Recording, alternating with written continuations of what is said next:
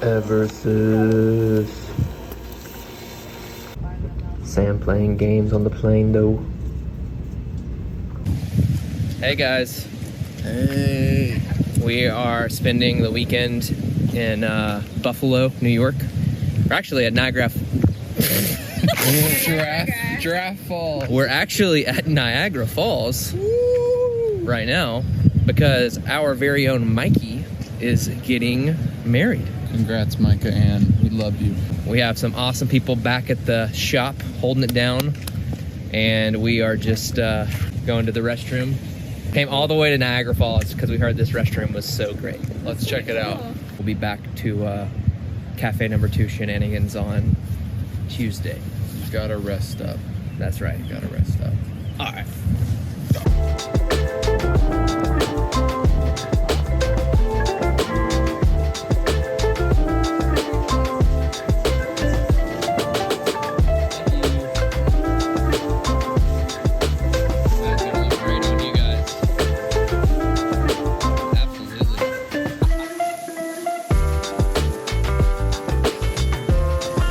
Niagara Falls is looking pretty weak today, huh?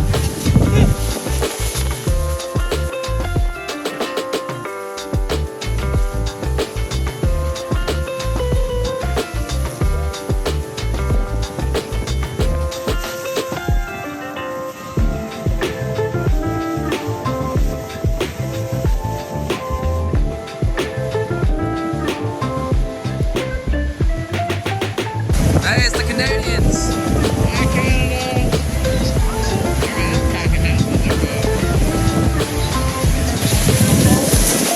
Recording live!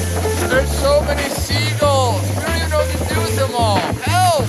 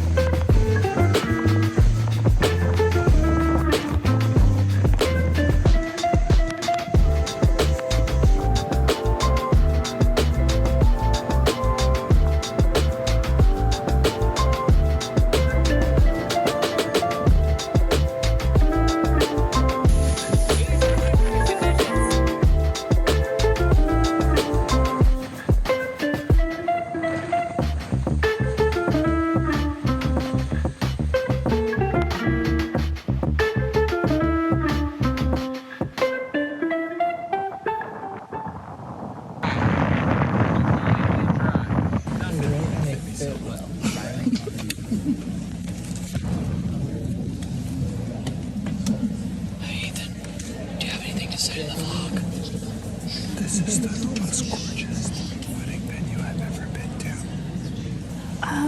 I love you, Mykie, and Nick too. I love you, Mykie. I love you, Nick. I'm really stoked about this. I love you, Mykie. I love you too, Mykie. I just really want them to find a seat. It's going to Mykie. It's my fault. Don't.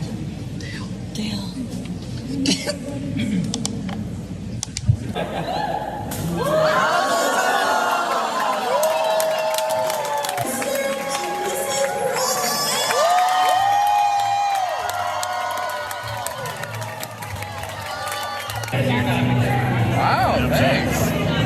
What's up, guys? I'm your online pastor, Ross Walters. You won't want to miss what we have going on this week at Valor Community Church. We are having a virtual online chili cook-off. So make sure to bring your spoons, bring your Zoom cameras, and we'll send you the Zoom link and you'll just log on. I don't know how we're going to do judging because each person's going to have to taste their own chili and it'll be all subjective. There's no winner, but that's okay because the goal here is fellowship and community and good chili. All right, guys, have a great week and don't do any drugs. Please, for the love of God, please don't do any drugs. We're at Mikey's wedding. Things are going so good. I'm here with my beautiful bride, Guppy. We're having an awesome time. Gorgeous space. Elijah, dude. Elijah! Yeah, hey everybody. Stay on by the cafe from 7 a.m. to 5 p.m. weekdays and 8 a.m. to 5 p.m. on weekends.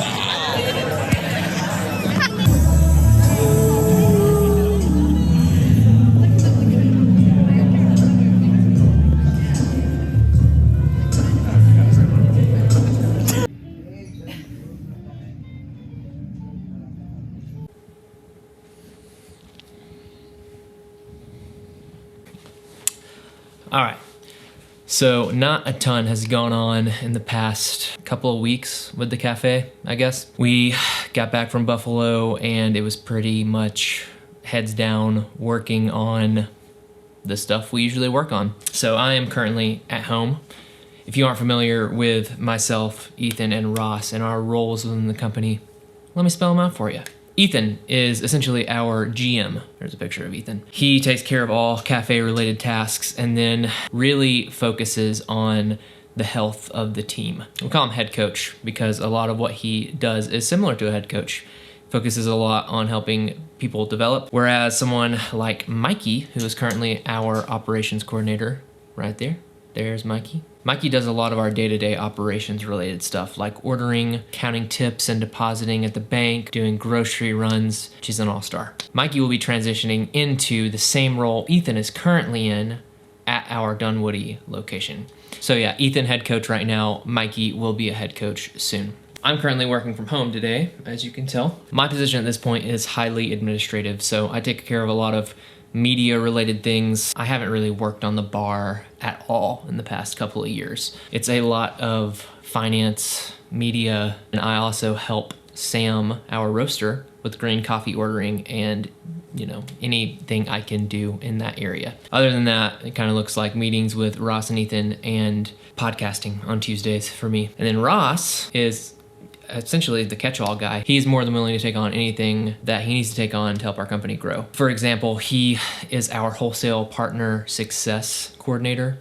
So if you are a Valor wholesale account, you speak to Ross whenever you need anything. He's been doing that since we started our wholesale program, and he is just excellent at it, honestly. He will also fill in on shifts on the bar if he needs to. And he's gonna have very hands-on duties within Dunwoody.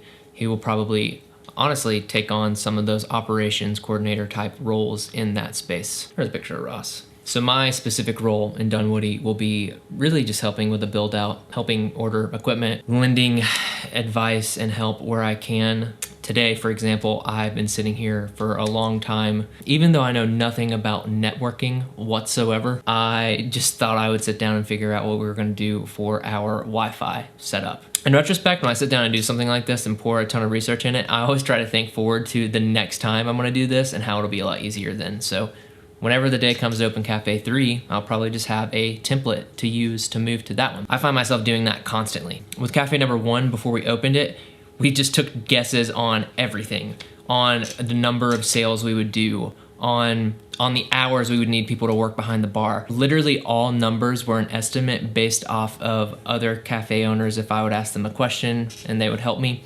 or just an informed guess of what the market in Alpharetta was gonna be like. With our second location, we're able to borrow from all of the actual real world numbers. Obviously it's in a different city, but based on traffic and the size of this location, we are able to be much more informed about whether this cafe is going to succeed.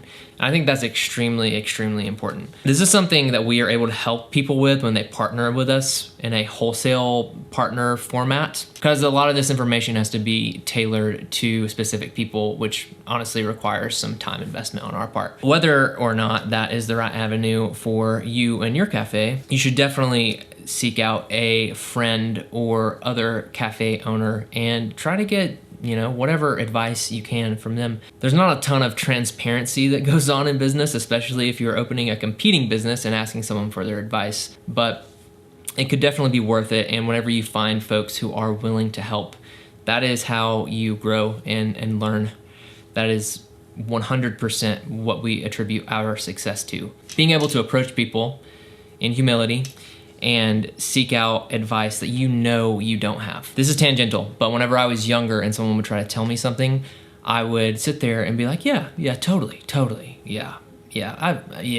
As if I knew what they were talking about. And I think I listened to a podcast about 6 or 7 years ago, and they talked very specifically about how that attitude is toxic. If you don't know something, be receptive to what you're hearing and soak in all of that information that you possibly can, and that's how you will grow, and that's how you can do things like build a business from scratch. Definitely not saying that Ethan, Ross, or myself have all the answers, but I think it goes a long way in taking you from point A to point Z, where you want to see your business go and where you want to see your business grow. Anyways, that was a large dump of information. One thing that did just happen while I was recording this video is that Ethan let me know that our plans were just returned from our architect. Our landlord actually just got the permits back and will be building out their portion of the scope of work starting next week. So things are officially moving, and now we just have to sit and wait for our permits. We have to wait for our grease trap permits, and all that stuff is not too fun, but it shows progress, and it shows that within the next blank weeks, we will be getting going on this. So I think me and Ethan and Ross might sit down in the next couple of days and start ordering those pieces of equipment that might take a little longer. Espresso machine, any custom related, any other equipment that might have long lead times. Like I think we're getting a reach-in cooler that had a pretty long one.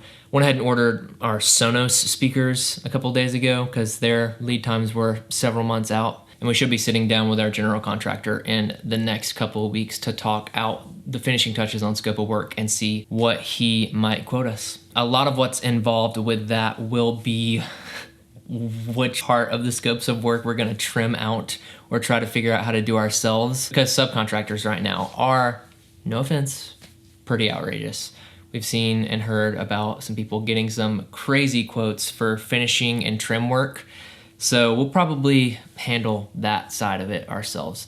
Me, Ethan, and Ross did handle a decent amount in cafe number 1. And as we developed and all stepped into other parts of our roles, we started doing a little bit less of that, especially me and Ross. Ethan still does a ton of hands-on work at the cafe that is so valuable. We did a lot of work in that one, and it's probably gonna end up being the same way with this one. A few months ago, we actually tiled our entire backsplash at our cafe, so we all picked up a little bit of skill in that department that we'll probably use in this cafe. When you start a cafe, you really learn to be an electrician and a carpenter and definitely a plumber. So I just wanted to give that quick fill in because I know at the beginning of this video when we were in Buffalo to now has been quite a time jump, but not much has happened until today, but we're picking up steam. All right, bye.